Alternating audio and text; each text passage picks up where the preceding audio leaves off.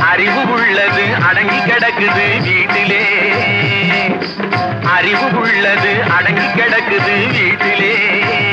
எதுக்கும் ஆகாத சிலது ஆர்ப்பாட்டம் செய்யுது வெளியிலே. அதாலே மனுஷன மனுஷன் சாப்பிடுறாண்டா தம்பி பயலே. இது மாறுவதெப்போ தீருவதெப்போ நம்ம கவலை.